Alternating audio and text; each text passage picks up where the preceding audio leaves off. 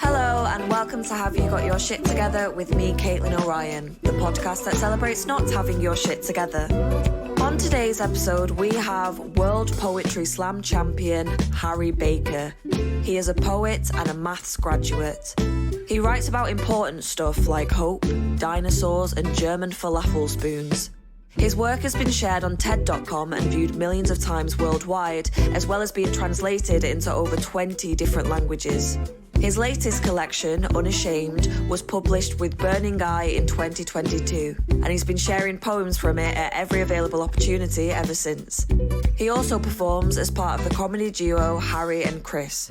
I first got to see Harry perform when he headlined Grooveverse in London, and he had the audience completely captivated. We've included one of his poems at the end of the episode. The poem is called Wonderful and is the title poem of his new book, Untold. Harry will be on tour around the UK from May, and you can find more information about that on his website, harrybaker.co, or on any of his social media platforms. I really hope you enjoyed the episode. Here's Harry Baker.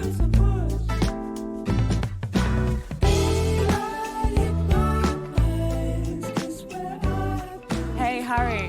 Hello. Hello.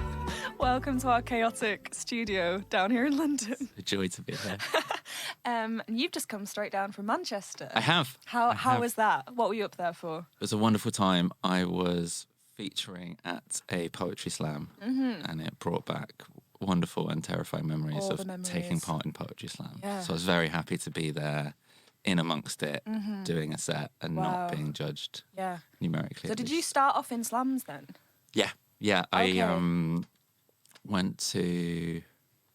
I started going to poetry open mic nights and then Right. found out about slams. And just, Okay. I had 2 poems and they both happened to be like about 3 minutes long. Wow, it's like you I knew. exactly. And so I would alternate them at every single slam I could possibly go to. And I loved it. And I loved getting to meet other performers and also trying to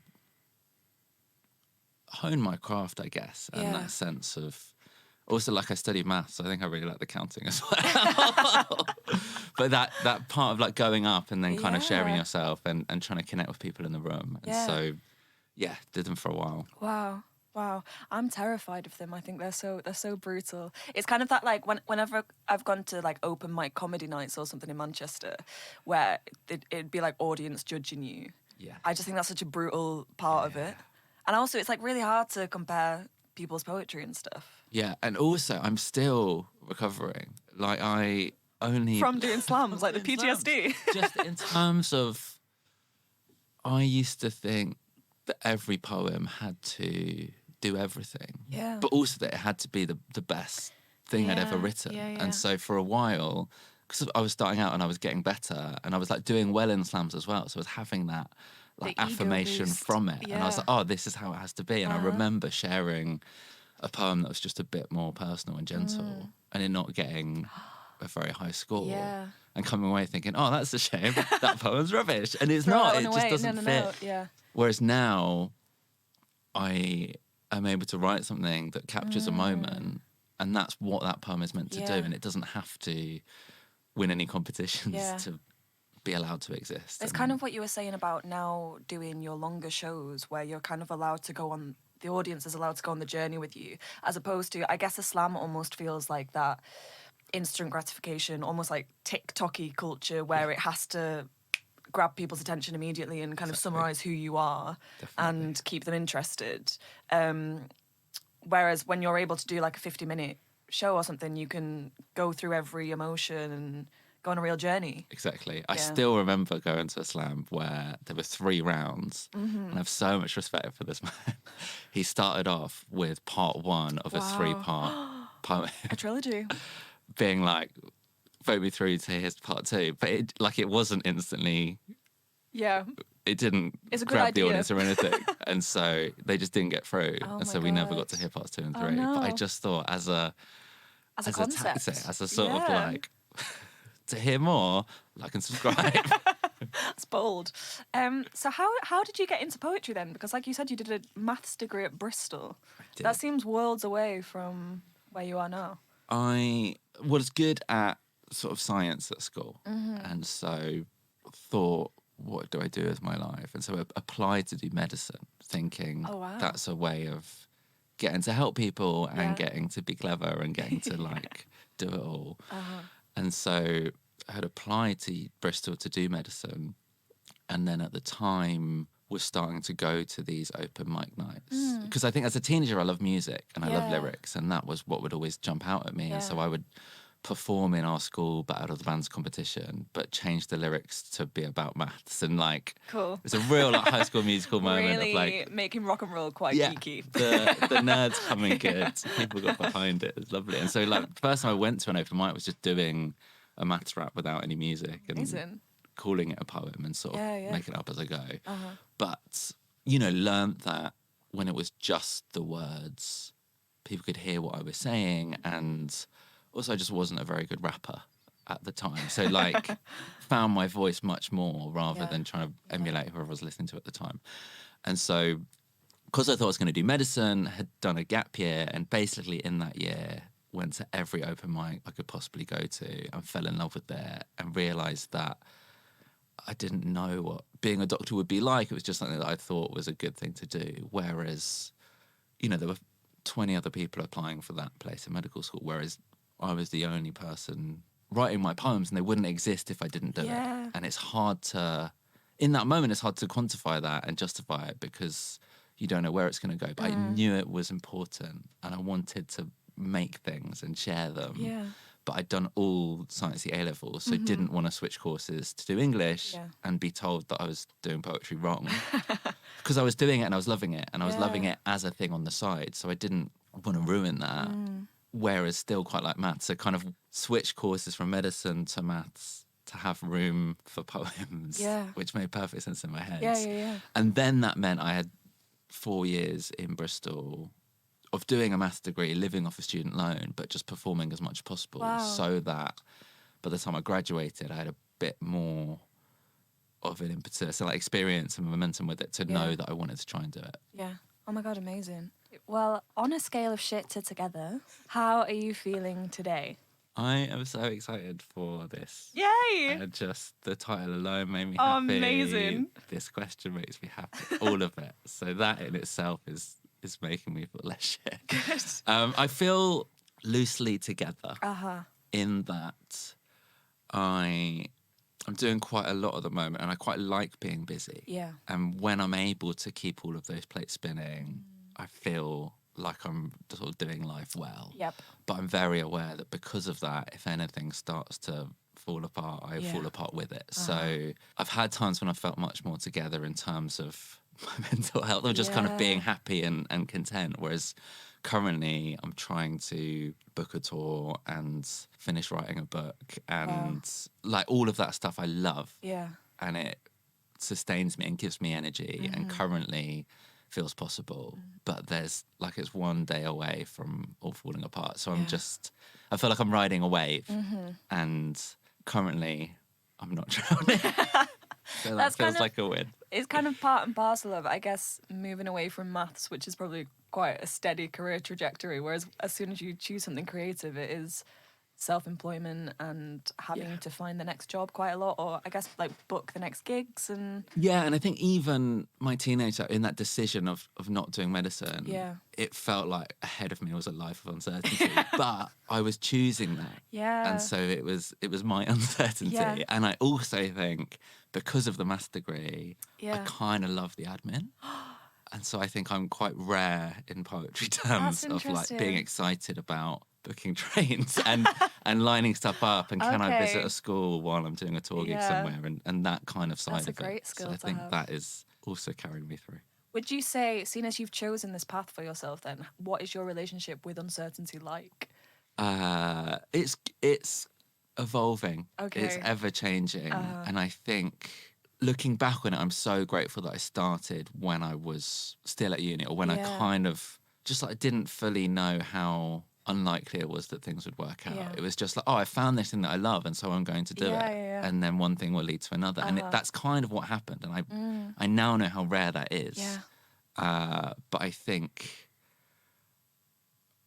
I'd got to a point where over 5 years or so, even though it's uncertain, you kind of find your rhythm in amongst that. So whether that's doing Edinburgh Fringe or whether that is having school bookings in between that feel a bit more kind of steady, I felt like I was at a point where it wasn't just that I had enough gigs, it was that I could choose the ones that I was doing. And the question was no longer, can I be a poet full time? The question was, what do I want to do as a full-time poet? What do I want to say? How do I want to... And so it suddenly felt like it was all lining up. And then COVID happened. And then I was more uncertain than ever in my life. And only now am I coming back from that. And that idea that actually I don't need to have my calendar booked up 6 months in advance, because stuff will come along, and actually I want to be able to respond to stuff in the moment as it happens, but that balance of being in control versus being able to kind of go with it and trust it. Yeah, I love that. I just keep thinking about how the relationship to maths and the relationship to this is actually something quite incredible. Like, I remember I was in New York and I ended up speaking to this guy who had a maths PhD, and I was trying to make this big life decision about whether I should change agents or not. And I was really struggling with it on like an emotional level, and he literally sat me down and like mathematically was like, can you figure out like what the best probability of this is, or like have you looked into like how many people like you he has and stuff like this, you know. It was like very mathematical approach to like life decisions. And I've always kind of remembered that. What did he say? It was like the risk to reward ratio and stuff like that. Yeah. Amazing. One of my guiding decision-making principles came from Oliver Berkman. Used to have like a column in The Guardian. Okay. And when it finished, he kind of wrote a summary of like his favourite things that he'd learned. Yeah. And one of them was, we're not very good at knowing what makes us happy. So when you're making a decision, don't be like, oh, I'm going to do this thing that makes me happy, because you don't know. Whereas he framed it as, you can do stuff that will either expand you or that will shrink you. I love that. And so trying to think, will this expand me? Yeah.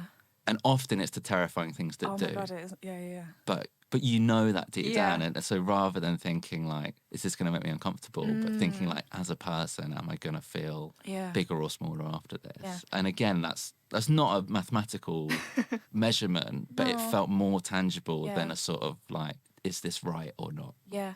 It reminds me of that quote, which I've said a few times, but it's, your comfort zone is a beautiful place to be, but nothing ever grows there. Like, taking that risk. Okay, so on that then, what does having your shit together mean to you? I think, honestly, getting a good night's sleep. Oh my God, yes. I think, and I've spent years worrying about this, or just taking it to be like a deeper symptom of unrest in my life. Okay. And have gone through all the motions of like getting blackout blinds, getting an eye mask. Oh my God, yeah. Getting a new but like all of that was sort of like the investment in sleep.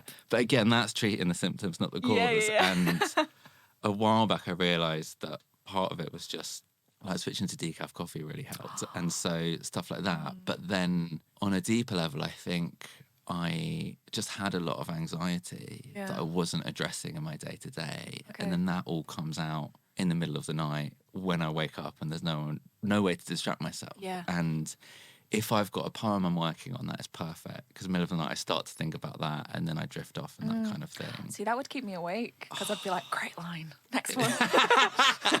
God, I'm amazing. My poetry is really boring, so it's to sleep. But there was a moment when I realised that actually, in terms of my like mental health and personal stuff, I needed to address some of these things, like in day to day and in my relationships with people, and not just go along with things because I wanted to be the bigger person or be nice, and then be like silently fuming about it later. So I think that when I felt most peaceful, that is when I feel like I've had my shit together on a like personal level. I guess it's if you've like aligned yourself with your own integrity during the day, So that you're not lay there resenting yourself for having been a people pleaser, or like Exactly. the real you kind of seeping out in the evening. Yeah, and I just think I'm so anti-confrontation. So if there was too. ever a moment where like I would want to speak up, I wouldn't. Absolutely not. And I would, but almost like congratulate myself on that. I'm like, oh, you like yeah. that's not what you wanted, but you've been really nice and given this person what they wanted. Martyr. But it's no way to live. There's no way. Oh my God, yeah. God, and sleep as well just seeps into everything. Like when I'm feeling like really anxious or anything like that, it's just because I've not had a good night's sleep, and you really need those like 8 hours to reset, I think. We're now at the point of an object that makes you feel like you've got your shit together. What's that? I've brought it. It's in the corner. Okay. I'm going to hold it up. Go get for it. a dramatic effect. Okay, so it's a black bomber jacket? Is that what we'd say? I think we could. The key word is chevron. Oh, a chevron. Is that the stripes? That is the stripes Okay. design named after road markings, as far as I know. But It looks great. thank you. Fashion. It feels great, Yeah. and I feel great in it. It's also quite rustly for microphones, so I may take it off in a bit. But me and my friend Chris are part of a musical comedy duo. Yeah. And we, I'll probably bring this up loads during this, but we were signed up with a comedy agency. Amazing. That was great for some things and awful for other things, Okay. including my amount of sleep at night. But we got asked to go on a TV show in America Whoa. called Bring the Funny. And did you bring it? We brought our funny, and it was not what they thought was funny. But we had a good time. Oh my God. In hindsight. Yes. But part of that, one of the first things they did was like, oh, we booked you, and now we've booked you a stylist appointment, Wow. which felt Only in America. deeply personal. And I was so uncomfortable. And again, this, like, part of this wider relationship was me in that moment being like, that's not what I want to do. Yep. But sure, I'll go along with it, and then to hate it and myself later. Yep. But actually, it was wonderful. And it was like getting to like try on different clothes. And I then realised it wasn't just like being told to wear stuff that you would never normally wear to like change who you are. Yeah. Like I was allowed to have an opinion. Like, and what be is it, like Trini and Susanna in the 90s when, or the Exactly. noughties where they just Exactly. completely changed people's hairstyles and everything. But as part of it, I got a very similar jacket to this. Cool. And when I put it on, I just felt more confident. Okay. And suddenly I realised why some people are really into clothes. But like, up until that point, it's just like, is it comfortable? Yeah. And like t-shirts, I understand. But it, like that was as far as I went. Oh. And it would be like, and then suddenly having this, and then I lost it at a festival. Oh no. And then they'd stopped making it. And then my friend, who has a unique superpower of being able to find things on the internet / Amazing. in charity shops, Yep. I sent him a picture of it, and he like tracked it down and sent me a replacement one. That's amazing. So it makes me happy. And then it's also now, this isn't the one like from a stylist appointment that feels a bit icky. This is like the one lovingly found by a friend. Oh, I love that. So- God, yeah, fashion is like armor for some people, isn't it? Like the way that it can make you feel and confidence-wise.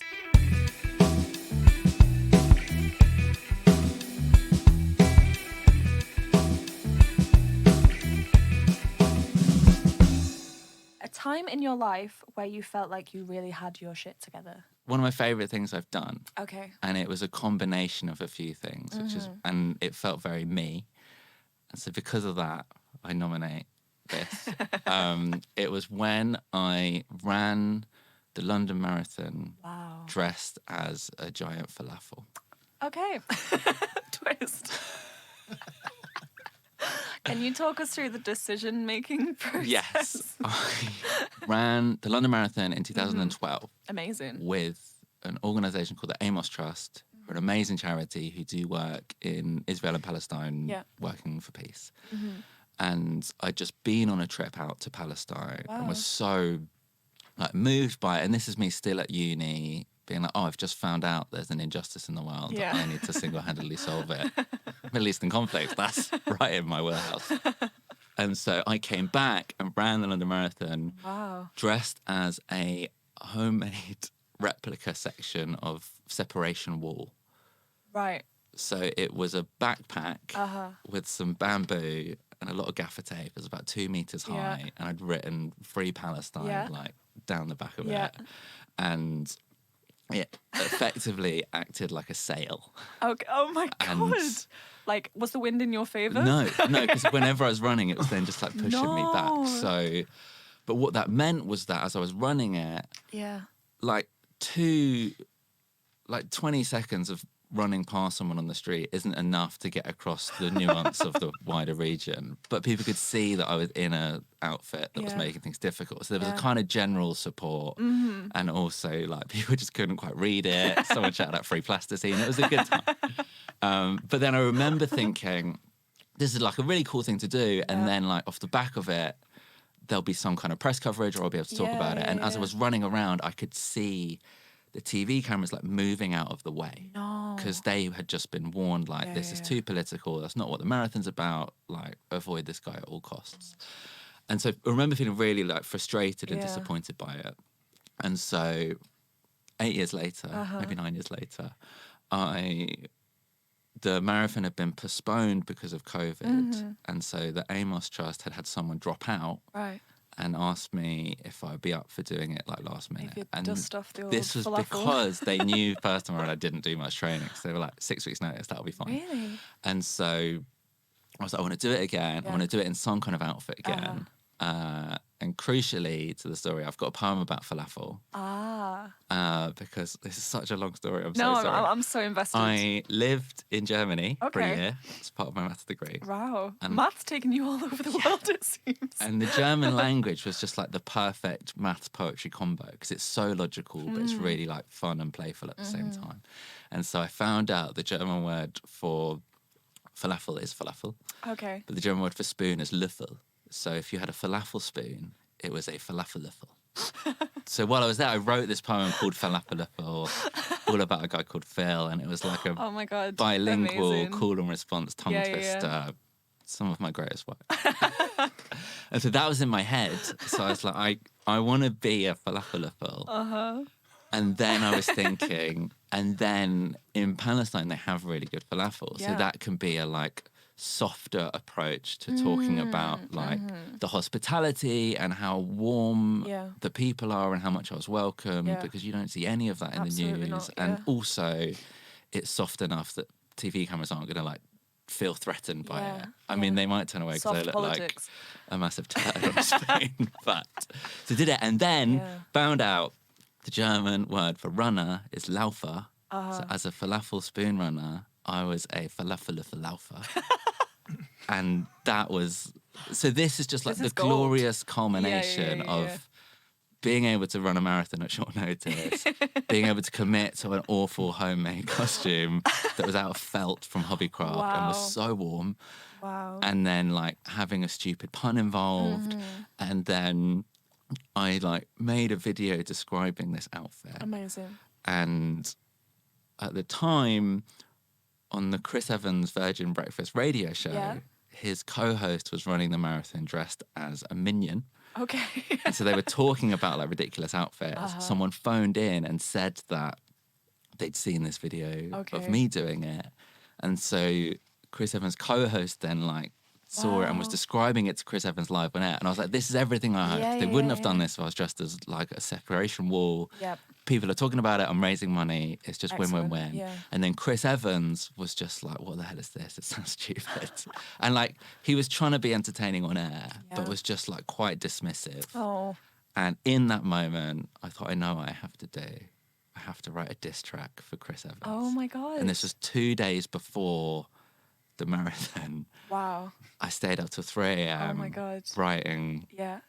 some cold disses. Wow. And then recorded it and then put it out. And then the fundraising went from like £1,000 up to £5,000. Oh my God. And it was just this glorious sequence of events. And at the time, before that, I was in my most like creatively blocked, sad, COVID-y lockdown, nothing I write will ever matter. Wow. And I felt like I'd lost myself in amongst that. Yeah, yeah. And so to have something that only I would ever do. On so many, everything So about many that. levels. No one would get halfway to that culmination of events. And at no point did I question it. Oh my God. I just knew like what to do. You knew what you had next. to do. And I knew that it made sense to me. Yeah. And I knew that whatever happened, like it would turn out well and it would be fun. Yeah. And it was for a good and just all of these things. Yeah. It was a real moment of like, oh, this is why I exist. And it just felt Yeah, huge. yeah. And I'd felt so small for so long. That's so to have something incredible. like that.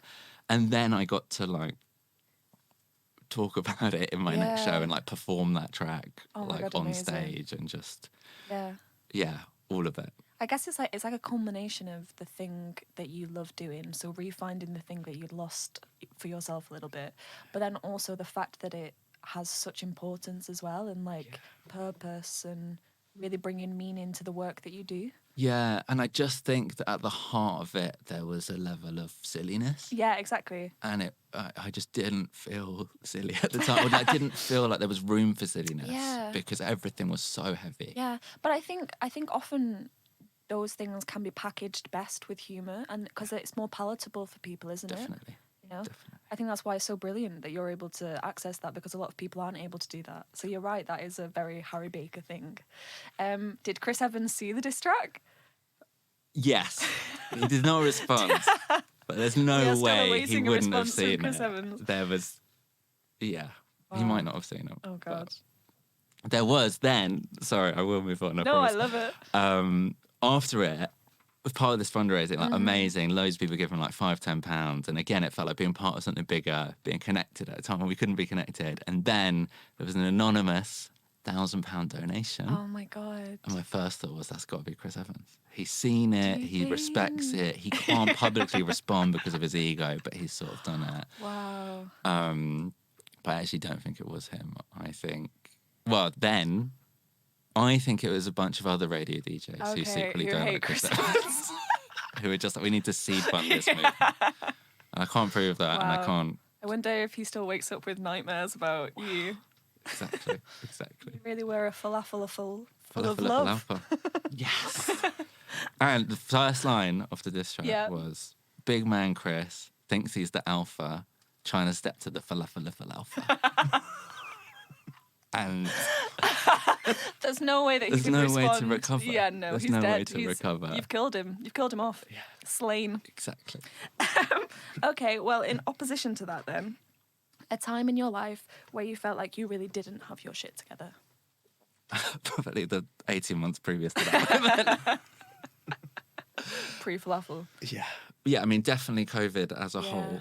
Yeah. But the part of it that I realised looking back on was that I had almost come to define myself as this uplifting, hopeful person. And maybe part of that is the outward appearance of someone who has their shit together. Yeah, but yeah. I think especially thinking I see the world in a particular way and I try and share that with people and people respond to it and wanting to be able to do that. And so in a time of crisis, my gut reaction is to dig deep and try and find that silver lining. For everyone. And exactly, Yeah, not yeah. just for myself, but for everyone else.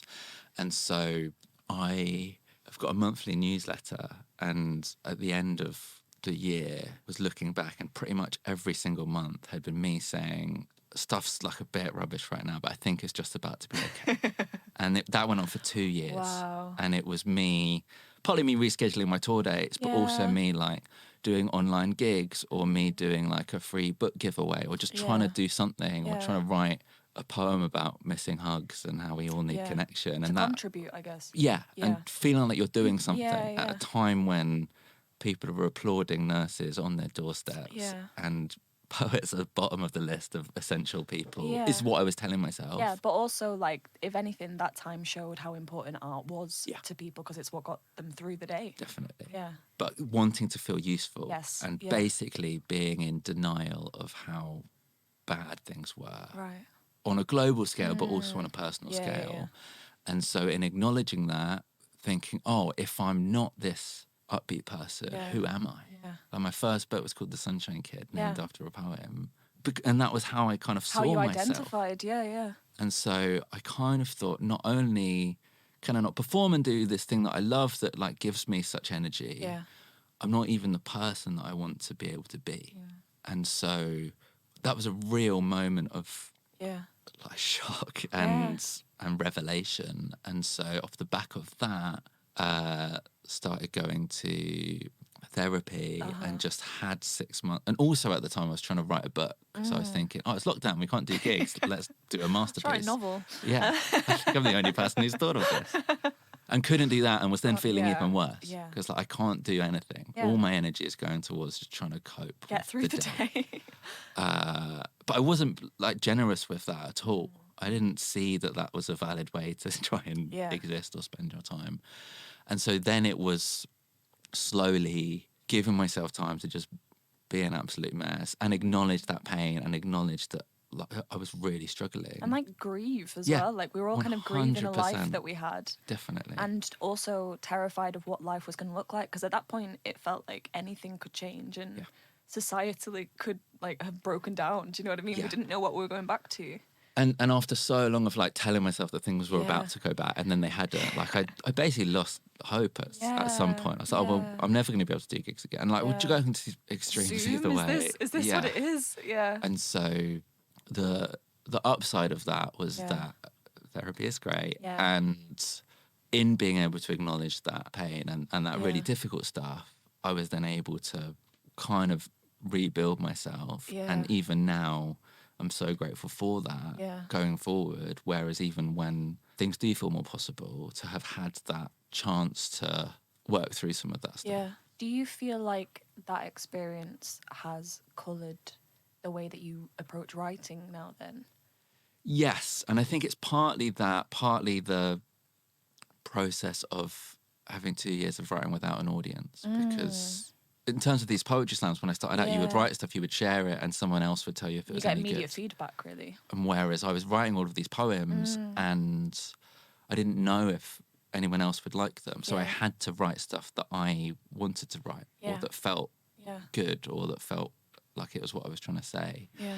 And so off the back of that, the last 12 months especially, I've written stuff that just feels right in that moment, and that's been enough. And I've written stuff that's really like stupid and doesn't have any deeper meaning, and to me that's such a valid use of time. But also I've written stuff that is like a 10-minute personal painful poem that doesn't wrap up neatly. And I would never have been brave enough to write that before. And to know that actually that's where I'm at, and so that's therefore what I want to be writing. That's and so amazing. I think like I am all of those people. I am still a hopeful Sunshine person, kid. but that hopefulness feels so much more real when it comes from a place of pain as well. And when you're not just in denial that the world is hard or that other stuff goes on too, and to be able to share stuff and share that you're having a hard time as well as when you're having a good time is people seem to relate to a lot more. I think so. And you don't have to be inspirational all of the time. You can just be real, and it shouldn't be, but because that is quite countercultural, people then find that much more helpful. And so in every way I feel much richer for it.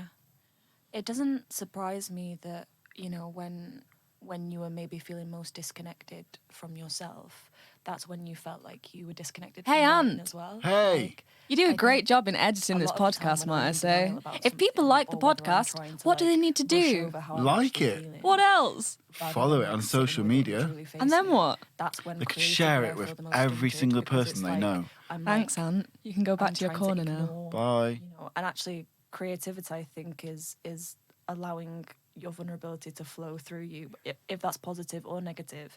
And if you're trying to cut yourself off from that and your own truth, then it doesn't surprise me that you could feel so separated from it. And I just was trying so hard. Yeah. I was like, everything's a mess, but if I just try a bit hard, I'll be able to write something and that'll fix it. Whereas, again, last 6 months, I've written stuff without trying. Yeah. And that's what I did when I started. When I was a teenager, I had so much to say, and it just kind of spilled out. And I think in that time when that, like you said, that creative, emotional connection feels stunted, I was trying like the mathematical side to take over. And I was like, what if I write something that's really technically crafted because I can slot that in? And actually, one of the few creative endeavours I had during lockdown was I was writing like quiz rounds for friends. Fun. And I loved that because that was like solving a puzzle, and it was making something and sharing it. And like a poem felt too big, but I could do that. And so it was interesting how it was trying to come out in other ways. It was manifesting in different ways. Exactly. That's really cool. Thank you for sharing that.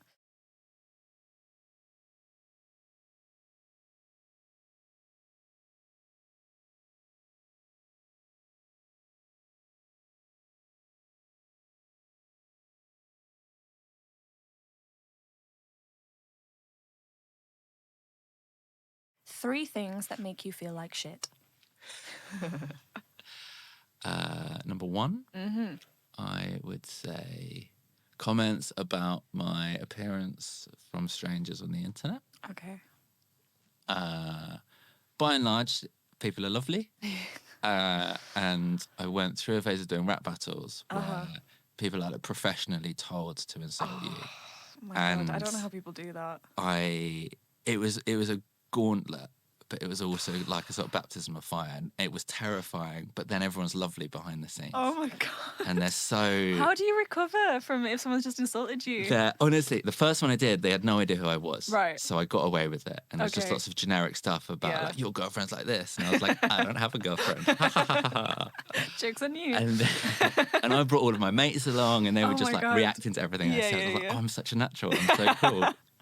And then the second one I did, clearly like I had a target on my back. So this new guy had come in, brought all of his mates, thinks he's good. And it was just 3 rounds about my like teeth. And I hadn't thought about that since I was in school. Wow, because in my day-to-day, I don't get bullied. Yeah. We're adults now. Who does that? Yeah. And it was so brutal. Oh my God. But I did my first ever like freestyle rebuttal because the guy I was up against was just like a bit older. So I was like, you mentioned my teeth, and that's probably true, but you're ancient, so we're both long in the tooth. And I said it in such a like lame way, but you could feel a collective like sigh from the room of like, oh my God, he's still breathing. He's not dead. He's fighting back. Well done. He's taking everyone down with him. Yeah. And so like that as a journey, and again like battle by battle, seeing the like slow acceptance from the scene as someone who'd stuck with it and who hadn't just like come in thinking that they could do their own thing. But I suppose with something like that, you're almost expecting that something like that's going to happen, so you're kind of giving permission. To a degree, exactly. With battle rappers, and especially with like the people you're up against. And then it's weird when people in the comments join in, but they just see it as part of the sport. And like I like called someone out once. I was like, they like messaged me with like a load of rhyming insults, and I was like, I don't know you, this is horrible. And they were like, oh, I'm so sorry. I love what you do. I want to be part of the gang. So that is just a kind of disconnect. So weird. But the reason why I bring it up is very recently, a lovely, well-meaning woman messaged me on Instagram, and she is a dentist from Australia. Okay. And she's like seen my videos and like really like the poems, but I just am worried that you might have some form of gum disease and maybe you should get it checked out. Wow. And I just got so angry because that's such an overstep of personal boundaries, but also like it made me feel like shit because this isn't someone who's trying to insult me either. So like when it's someone, it's like misguided, kind of, and because it's coming from this like you. niceness, I was like, oh wow, maybe I am just like so unavoidably hideous that strangers, the other side of the world, like can't help but tell me.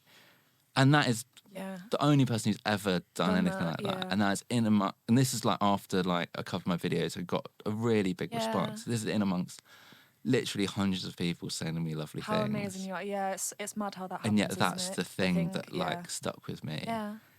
And even me, Mr. Non-confrontational, in that moment was like, this isn't an okay thing to say. I'm gonna ask you to never message me again. Yeah. And then part of me's worried that I've been too harsh to them. But like, yeah, it's wild that it's this weird social media relationship that we have where a lot of people.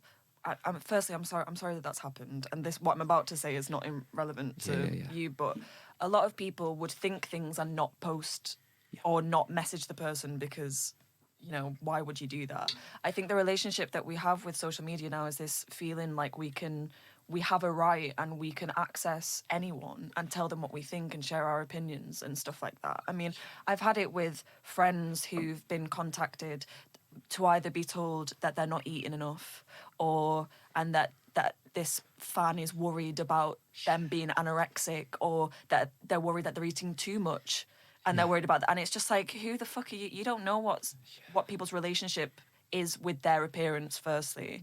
And like, who the fuck are you to be coming along and I just sharing think your opinion? when it comes from that place of concern, whether that is real or manufactured. What is it? It's also power, I think. It's a power dynamic. It just feels really belittling. Yeah, for sure. So that's number one. Yeah, that's a good one. Number two, I'll try to pick a lighter one. Number two is, and I can't believe I'm about to say this, Mr. Kipling's Angel Slices. Make you feel like shit? Because when I'm sad, for a long time they were my go-to. Wow. And they are just, even saying it, I can taste it. And it's such a comfort. I can see the light in your eye as you're talking about it. And then I would eat a pack of 6. Oh my God. And then I would feel a deep sadness. And it was literally the like processed food sugar rush and then crash. Wow. And I would say I'm very fortunate that I don't have a complicated relationship with food. Like, I mostly let myself eat unhealthy things, eat quite healthily. Rest of the time, run a marathon every so often. Exactly. Burn not it a off. problem. But in that moment, I was like, oh, okay, this is something I need to stop myself from doing. Yeah. Like, I've got friends who've like given up sugar because my God. they can't control their relationship with it. And it was just like an insight into that world. Yeah. And I was like, oh, but how can something that feels so good be bad for me? And it's called Angels. What? Yeah. And even talking about it, I do want one. And I'm sure part of the problem is, I've ever had one. oh, they're so good, but also stay away. Yeah. And like, one is fine. Yeah. But they're twin wrapped for freshness, so you do have to sort of have two. But it's they know what they're doing with that. Yeah. And it's probably because I eat them when I'm already feeling like shit that I have that association in my mind. So if Mr. Kipling's listening, oh my God, do better, Mr. Kipling. It's not you, it's me. So that'd be number 2.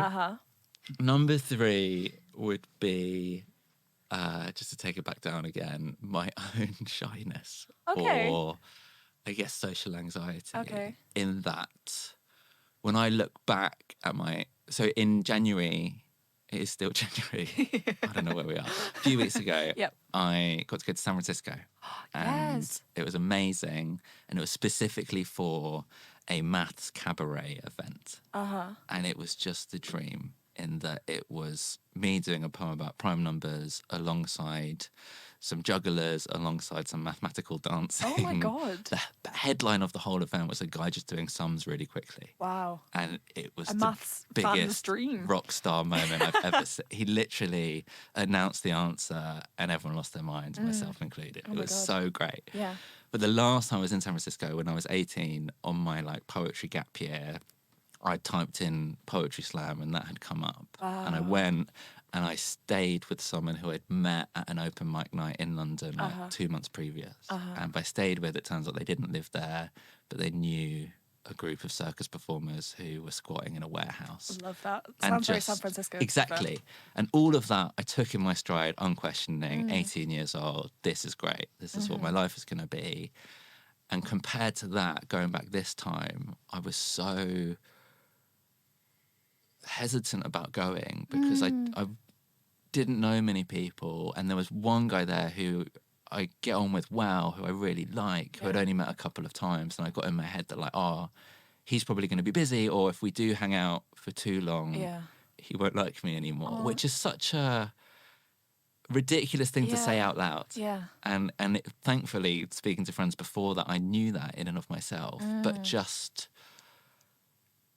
in my head, when I was 18, I was invulnerable. Yeah. And I did this stuff without thinking. And the fact that now it feels like such a big deal to do stuff Yeah. that used to be easy. Yeah.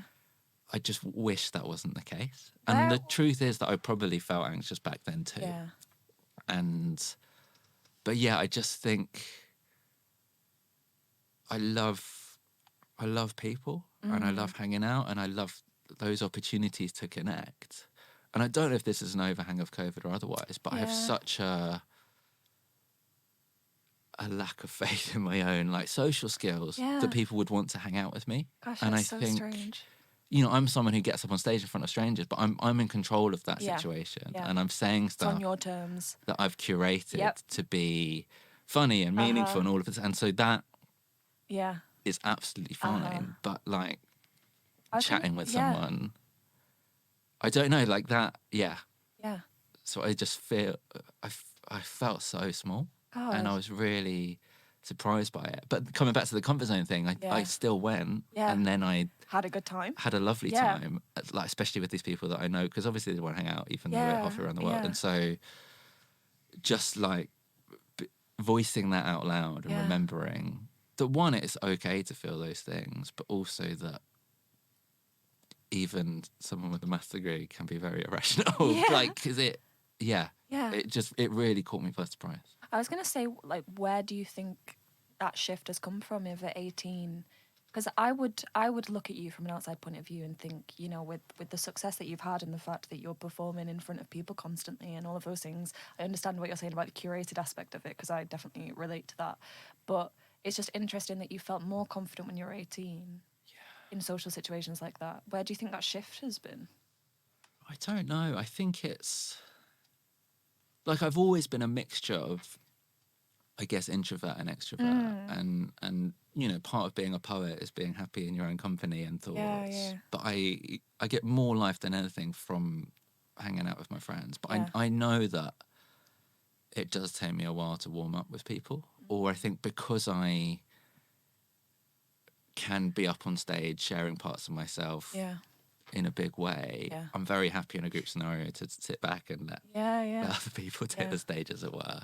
But I think for whatever reason, I think it's partly probably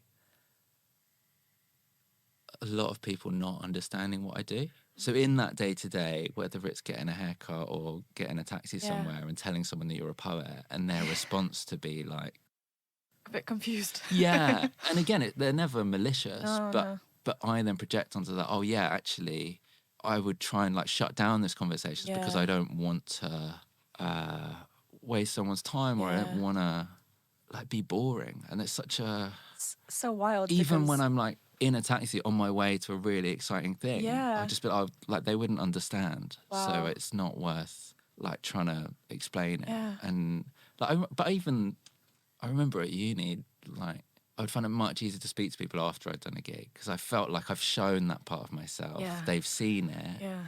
And because it's not an act, because it is me, Yeah. it's just like the best version Yeah, of me. yeah.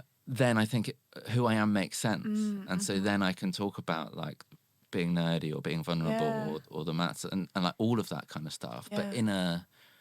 in a group situation, I very rarely like be the one to speak up. That's so interesting, because I think that saying that you're a poet is far more interesting than saying that you like work in an office 9 to 5 or something like that. You'd think that it would I don't know, cause intrigue from the person who you're talking to. Yeah, but I maybe think that attention is kind of overwhelming sometimes. maybe. And also I think people know what to do with it when you tell them Yeah. something that they've heard of. Yeah. Also, Yeah. and again, those questions come back from a place of interest. And so Yeah. it's all coming from me. Yeah. Okay, 3 things that make you feel like the shit. Yes. Okay. Number 1 Uh-huh. is people saying nice things. Validation. And I've got friends who are so bad at taking compliments. Okay. It makes them really uncomfortable. Okay. And I am a needy little flower that wants to be watered. And I'm okay with that. Yeah. But also, I've had people who almost like apologise for like stopping you. They're like, I'm really sorry, like you're probably busy, but I just wanted to say that like I'm not busy at all. Yeah, Sit down. I've actually got half an hour. If you Tell me more. And I remember when I was first starting out, in quick succession, there were two poets who I saw and I thought were incredible. Yeah. And I went up to them. This must have been like a couple of weeks apart, but first one I went up to, and I just thought it was absolutely incredible. Yeah. And he was so uncomfortable with that. He like dismissed it out of hand. Wow. He was like, let's not blow smoke up each other's arse. And then I felt like a dickhead. Yeah. And I was like, no, you're right. I shouldn't have said anything. Yeah. And so part of my justification for accepting people's praise is that actually that's a really nice thing for them as well. Yeah. And if someone's seen you and it's been meaningful to them and they want to share that, then that is really generous of them as well. Definitely. And so to dismiss it because you're not comfortable with that is then sort of almost taking something away from that. It's actually, I remember this was like a lesson that I learned at drama school.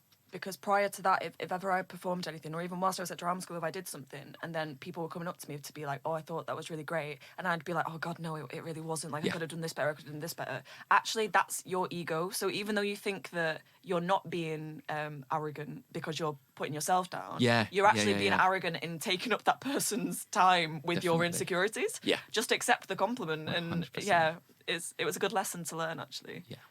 And so...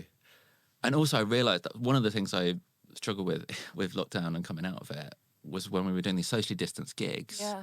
So you're performing and people have got masks on and so it's already weird. Yeah. But one of the hardest things about it was I couldn't like see people afterwards. And so...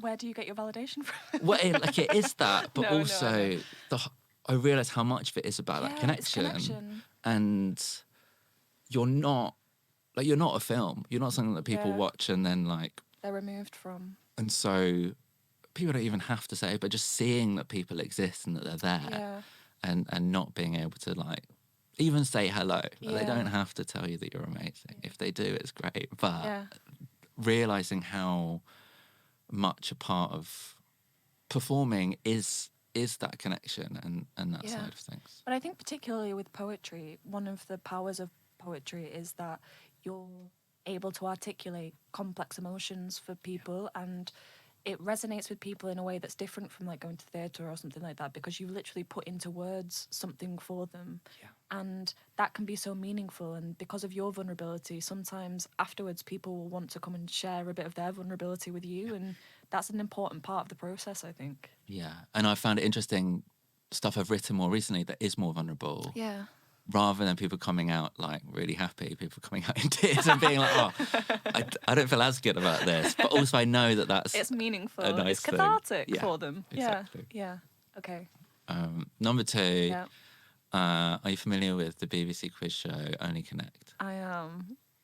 If I ever get a single question right whilst watching that, I feel incredible. Like a fucking genius. And often what I do is I watch the teams confer, having said all of the like necessary information that I wouldn't have got, and then I get there just before them, and I think, you guys should have had me on your team. Yeah.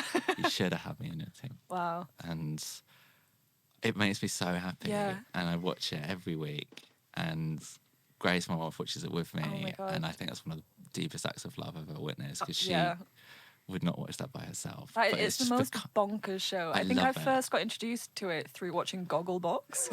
And me being like, what the hell is this show? Like, and then I like watched an episode of it and I was like, how does anyone know what they're doing? It's like people are solving riddles. I don't know what's happening, but I've started to kind of get on board with it now. I love it. For the last few years, I've applied to go on it with some friends.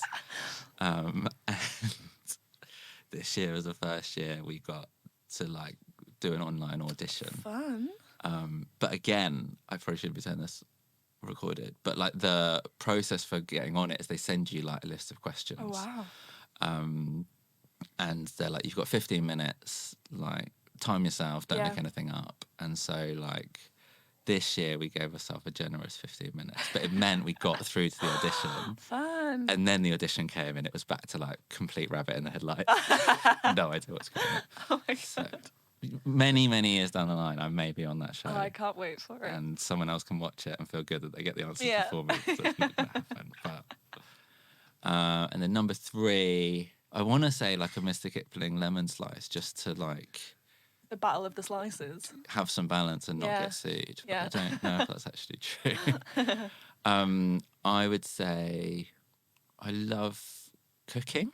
And I think making, but this is the mathematician in me. Like I follow a recipe. Wow, Like to a T. yeah. Yeah. But I love that. And so I think trying something new and it turning out vaguely like the picture, makes me so happy. Yeah. And I love cooking for people and having friends round, and that act of generosity and Yeah. preparing. And also probably part of me loves the showing off bit of like The validation. presenting, yeah, and then having a Q&A afterwards. And People coming out in tears. exactly. What is your favourite thing to cook? I made a lasagna recently. Oh. And it was something about the kind of different parts and the layers Yeah. and slung it. And I quite like making a massive mess. And then it goes in the oven for a bit and you've got time to sort of like clean it up Gather yourself before, again. rather than like, I've had it where friends have come round and it's like 15 minutes to go and I'm just not able Still to engage. throwing things in the pan. Yeah. Yeah. And like the whole kitchen's a mess and I'm just like, can you just sit in the other room while I gather myself and then try and present you something as if it's not been Wow. an entirely stressful experience. Cool. Okay, something that makes you lose your shit in a positive and then a negative way. I think music. And I love gigs Yeah. and live music. And last year I got to see Stormzy in Victoria Park Oh my God. at Stormzy Day or Stormzy Fest. And Wow. he came outside and he performed a song about rain. And it started to rain. He is a wizard. And I was punching my friends in the arm. I was like shaking people. Like, do you realise what we're witnessing? This is, but like so much, so, like people around were watching me instead of, I was just losing it. I couldn't believe it. And then he performed like Oh my another God. song about rain, and then the rain stopped. And I just was looking around like, is anyone else here? What is this is unbelievable. How has he done? Like looking for like secret sprinklers in the Honestly. sky. Once you've done Glastonbury, you can do anything. Yeah, Yeah. unbelievable. And like Wow. on a smaller scale, I just Yeah. love like lyrics in Yeah, songs, and yeah. especially like sort of slightly dodgy puns, which you Yeah. get a lot in rap, and just like when it's really Yeah. satisfying. Yeah, I love that. Okay, something that makes you lose your shit in a negative way. The thing that comes to mind is probably really, I should have better things to care about. But it's probably Zoom calls. Oh God, yeah. A Zoom call that could have been an email, Wow. or a Yeah. phone call that could have been Yeah. an email, or anything that could have been an email. I love email. I'm so good at putting all of the key information in a short space of time. And like, especially stuff like I've done hundreds of gigs at schools, like different school every single time, and I know how to do it, Yeah. and I know what they need. Yeah. And it is for me to say, like, I can do a performance bit, I can do a workshop bit, Yeah. this is ideal class size, and like I give them all of that. Yeah. Like, this is how much it costs, this is when I'm free. And for someone to then be like, let's schedule in a meeting to like talk about it. And then you go on that, and then it's exactly the same, and it just infuriates me so Wow. much. Wow. So Yeah. And it's becoming more and more just a part of our lives now, isn't it? Like, I think prior to COVID, I didn't know what Zoom was. yeah. Really. Yeah. And now it's like, it's not every other day that you're kind of having one. And there was a sweet spot in COVID where I was having such a rough time that I felt able to tell people I just don't have capacity for that at the moment. And it feels like now there's not a global pandemic on. Yeah. Like, I don't see many other people saying that. So every now and then I'm just like, I can't. I don't have capacity. Yeah. And it feels a little bit less Yeah. acceptable. Yeah. When I think it should God. We should normalise just being unable to cope. Oh my God. But I think, yeah, I've got better at just saying I can't do phone calls. And like sometimes I have to pretend I'm busier than I am. And I do get a lot of changes. So like I find an excuse, but I want to say is like I don't like video calls. Yeah. And that's nothing personal. No. And one of my best mates, he loves a good phone call. Yeah. And I don't. And so we had to like learn to navigate that. Wow. And actually Came through it stronger. like I just need him to text me to tell me that he's going to call me at this point, and then we schedule it in, and then that's the time. Whereas just like Off if the my cuff. phone rings, Anxiety. I'm like, why are you phoning me? What's happened? yeah, if I don't know the number, there's no way I'm answering. Yeah. If I do the number, I'm often not answering Yeah. anyway. Yeah. Even like my mum or my dad, I'll see it, and then I'll text them saying, "Can I call you back in 15 minutes?" Just so I can like Prepare. get into my phone outfit or like whatever it is. Like I just Yeah. I know what you mean. because I want to be present for it. Yeah. But also I want to know when it's going to start and end.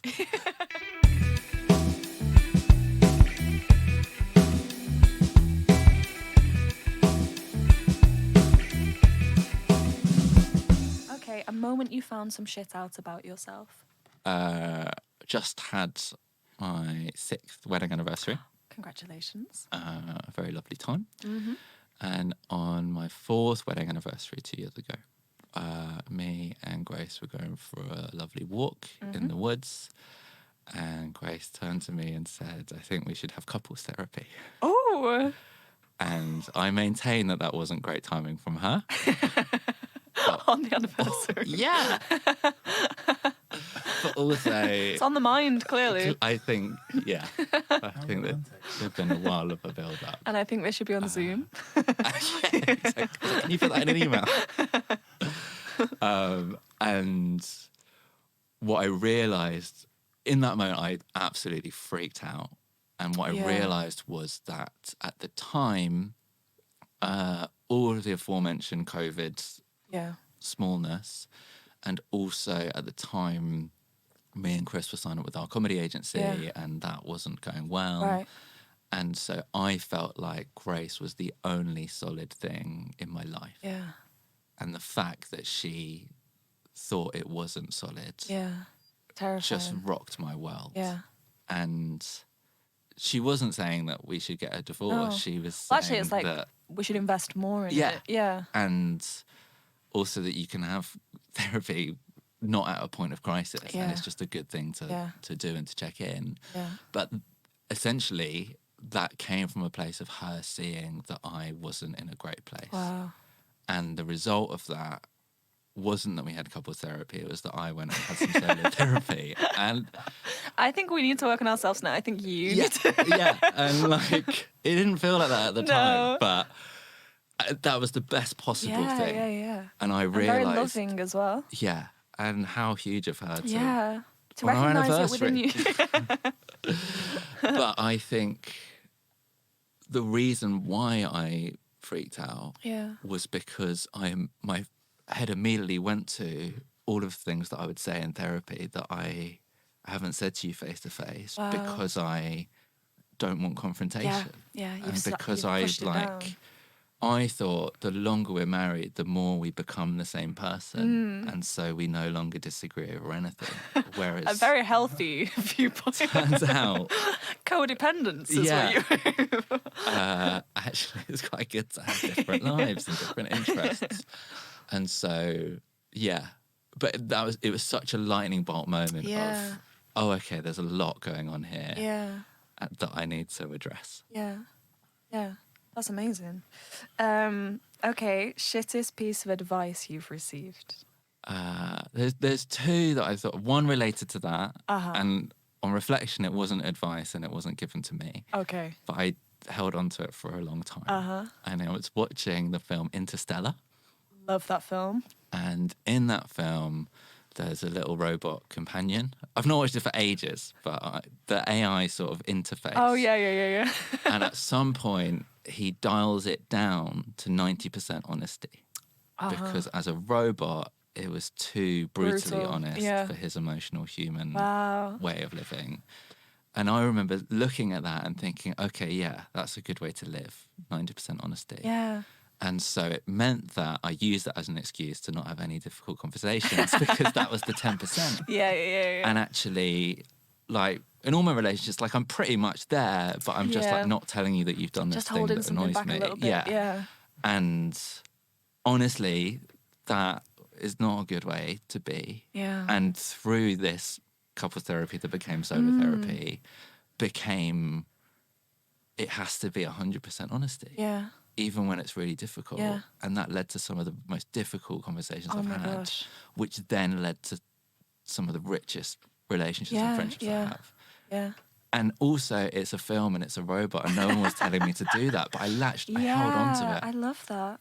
And I Yeah. I honestly think I was wrong, Yeah. and that is wrong. It's so funny, isn't it? Because I've definitely done that, where you feel like you're almost trying to protect people from Yeah. your honesty Yeah, in order yeah. to have a better relationship. But actually what it does is it cuts you off from yourself, and then they're not getting the real you because you're not allowing them to see it. Whereas, like, people, and you can feel it when other people are doing it with you as well. Like, if someone's kind of being a bit of a martyr about things, and you can tell that there's something up with them, and it does feel like a block or a boundary between your relationship. And what I've said to my friends is that, like, I have so much capacity for you that, like, it's only going to make me love you more a lot of the time if you just, like, tell me honestly how you feel about things. Definitely. Yeah. The other specific advice that I take issue with is, if you come across this phrase, those who pray together stay together. I have not. And it was at Chris's wedding. Okay. He had a band, amazing musician, amazing band, and, like, we got up and did a song. Right. And in our live shows, we, like, would do a little freestyle section. Amazing. So I had this idea that at Chris's wedding, people would have bits of paper that they could write sort of like advice for them on. And then they would Great. throw paper planes at us. And then mid-song, I would pick them up and, like, That's so incorporate them into a fun. rap. And honestly, at least 10 of these bits of paper said on it, those who pray together stay together. Wow. And it is just because of that specific, like, Christian circle of whatever that we were in. And I just think people like it because it rhymes. Yeah. And I think, and I will say this proudly, it is the equivalent of he who smelt it dealt it. Yeah.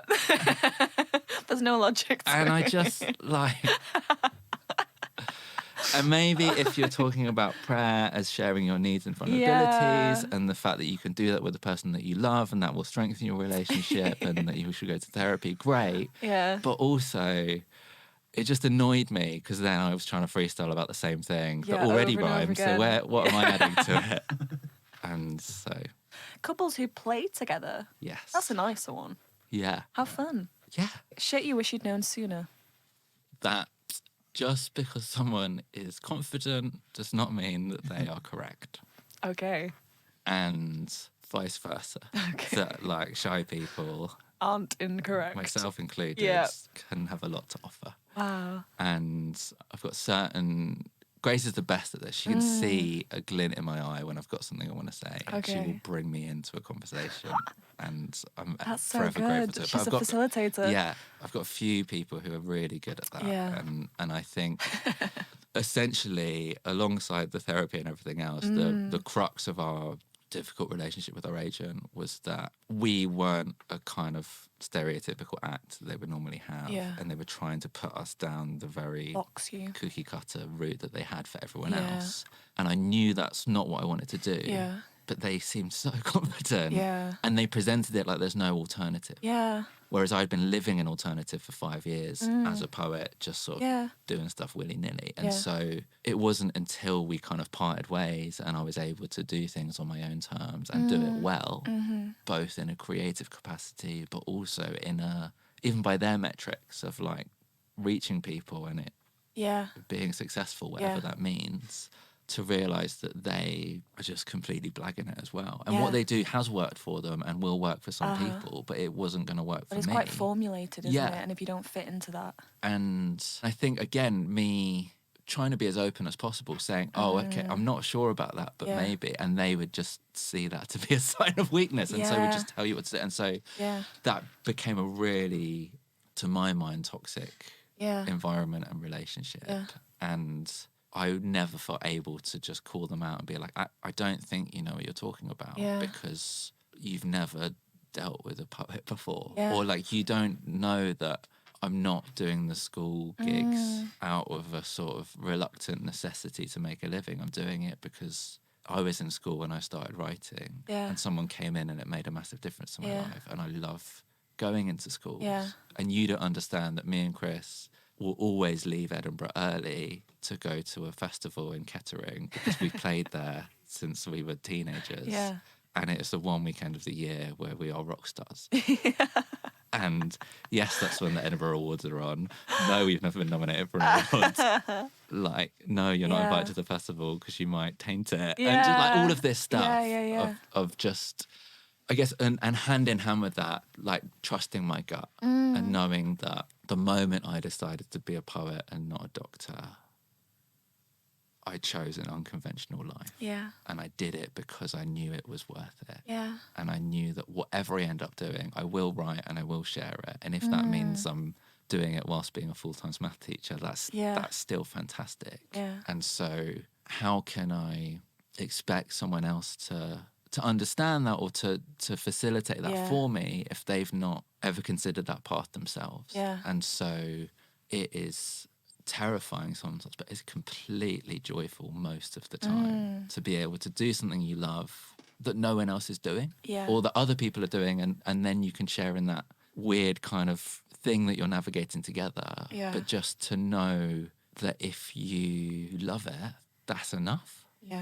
And if you can make it work, amazing. And the more you can put into it and get out of it, the more worthwhile that is. And that if someone is heavily invested in the industry or the system, they're not necessarily going to help you to subvert that industry or system because it's not in their interest. And just because they're friendly doesn't mean they care. And that feels really brutal. But our agent was essentially lovely, but also very unhelpful for who I am and what I needed. It's really interesting that you say that because I feel like there's parallels between like acting agents, for example. And it's that thing of you have something to offer as like a creative and the things that you make, but you are looking for someone who can assist you to, you know, make that have longevity and like find you work and stuff like that. But what often comes with that is a power dynamic, which I don't know whether that's necessarily useful. And I think, you know, for actors, you're really looking to have these gatekeepers on your side so that they can help you find things. But like I say, there's a power dynamic that comes with that where you just kind of take everything that they say for gospel, but they actually, there's a beauty in them admitting that they might not know something, or that like, let's work it out together. Let's find where you fit together, as opposed to like, this is what I've done, this is what I've always done, and this is how you're going to fit into it. A lot of people aren't able to step down from that pedestal and be like, oh yeah, I actually don't know, let's like figure it out together, kind of thing. And I just think to have something presented as the only way is so arrogant and short-sighted. And I think, and again, I'm very fortunate, a lot of people don't have as much agency in what they're doing and feel like they do have to do these gigs or these jobs that they don't necessarily want to do, but it's a stepping stone towards having that kind of independence. But I am in a position where I don't have to do that. And so it's countercultural, but I've booked my tour gigs on Wednesdays and Thursdays so I can be home at the weekend because I live by the sea and I have friends. And that doesn't make sense to someone who is telling you that you have to cane it for about 10 years and then you'll be famous and then you can do what you want. And some people are doing it because they want that. And success will be when they are famous and then it will all be worth it. Whereas I think you've got to enjoy the ride and you've got to do it in a way that it's sustainable. And then you can sleep at night. It all comes back to the sleep. Okay, so we're now at the point of a shit shot. So that is a photo that to the outside eye looks like you had your shit together, but at the actual time, you definitely didn't. Okay. I struggle with this, and I think that's a good thing.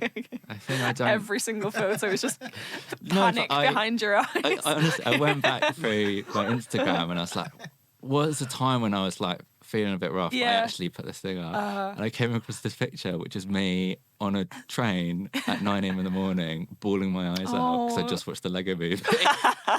And I was like, okay, no one's watching that thinking this guy's got his shit together. But I've got a 2-part image for you. 2-parter. I'm just going to, so I can have a grand reveal. And I hope this is as interesting in audio as it has potential to be visually. So I've got a love-hate relationship with haircuts. Great. For a long time, they were sort of necessary evil, and I'm not good at the small talk, and I tell them I'm a poet, and I Wow, struggle. yeah, hell. And then up at the Edinburgh Fringe, before the festival itself, local hairdresser was doing a special offer. Great. And got Fringes, a haircut. Edinburgh Fringes. Exactly. I think they honestly had some kind of fringe-based plan, and I was in. And got this haircut and just felt amazing. Wow. And I was like, this is incredible. This is me now. And then did the Put your fringe. chevron jacket on, you're good Exactly. to go. And so every year since, I would go there, start of the month, and that'd be part of the routine. Okay. And then my friend who lives in Bristol, who just has amazing hair always, he told me about his local barber, and I went there, and they were great. So I was like, okay, I've not found a hairdresser locally, but if I can just time it so I'm in either Edinburgh or Bristol every couple of months, I can probably get by. Until November 2021. Wow. I had a gig in Edinburgh, was staying over. I thought, great, I'll get myself a It's trip. haircut time, baby. And so first image is haircut from the front. Okay. Great. Looking good. Looks good. Feeling Nice. happy. Slick. Yeah. It's a bit shorter than I was expecting. Okay. And then this is a haircut from the back. Oh. How would you describe what we're seeing? That's not a fade. It is. It feels like someone's done a sort of like Barbenheimer split. Instead of left to right, it's top to bottom. So Ken's on top. Yeah. So we've got a sort of like kind of swirl. It's a bit like those ice gems. Is that what it was called? Yeah, The little yeah. sweet. Like a yeah, nice yeah, gem yeah. topping, and then it's just sort of Shaved. completely flat. But then right at the back, it's as if they like almost tried to shave a kind of like Batman into it. But Okay. lost confidence, and they, and in hindsight, What is that? at the end of the haircut, Yeah. they didn't do the They thing didn't do where the they mirror show you the mirror. thing. Wow. And that's because they knew what they'd done. knew. And also, the guy who has previously done my haircut different there, person. he walked past as it was going on Oh and said my God. hello. And I had a moment of like, okay, if you're there, who's it? Whose hands are these? And it was, and I'd clearly like gone for a cheaper one because it was a Wow. trainee person. Oh no. But You played fast and loose with your hair. Yeah. Oh my God. but that's tricky because that's one of my two safe hairdressers spaces. in the United Kingdom. Wow. And I've not gone You've back. not- oh no, oh my God. So now all I've got is Bristol. Wow. Your safe space. Wow. So Gosh.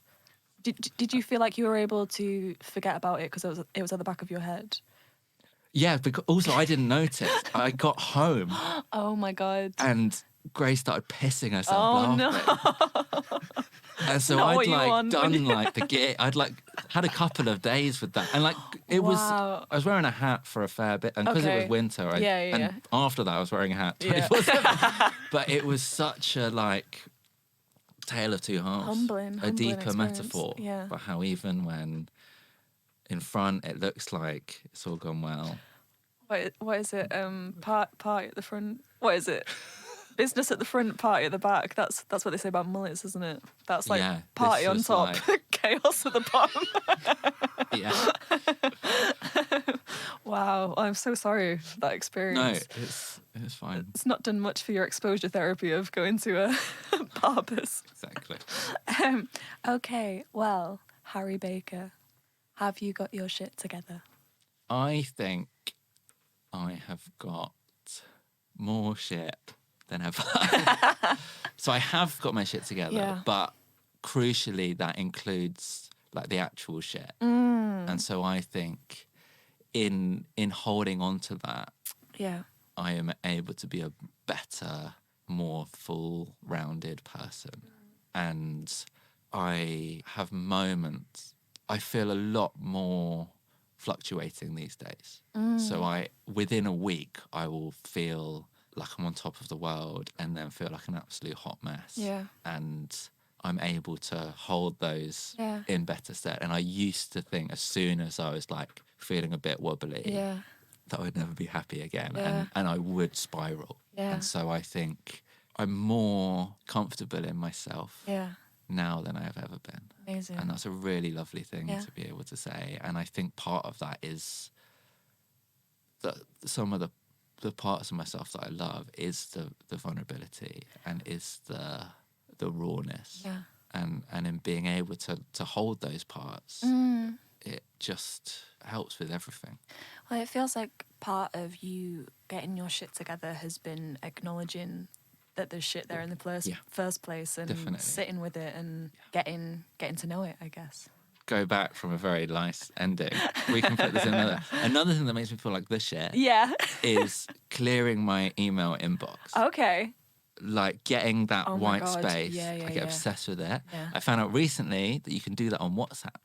You can archive messages, Yeah. and then when they reply, it comes back into your main thing. Oh. So rather than like worrying about who you've not replied to, That's good. I now like have that as well. Yeah. And what I did was I tried to apply that to the rest of my life. So I was like, if there's anything like vaguely worrying me, I need to get that out of my mental inbox. Yeah. So then I've got a clear head, then I'll sleep fine, then I'll be able to write loads of great poems. Yeah. And that wasn't a good way to do it. So part of having that shit together is letting it stay there, let it exist, and to sit in the shit and fester, but also to grow from that. Yeah. And to not be afraid of it. Yeah. And so that is where I'm currently at. Okay.